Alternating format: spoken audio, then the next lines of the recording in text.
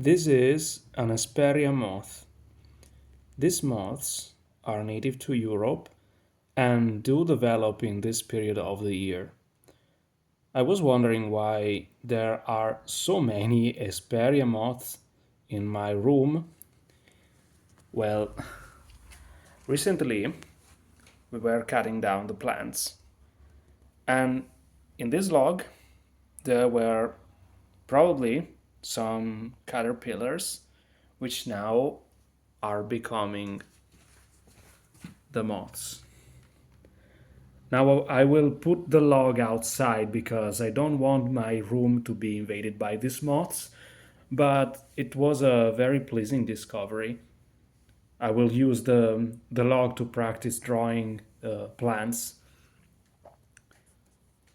That was a nice discovery, by the way, because I have never seen this type of moth.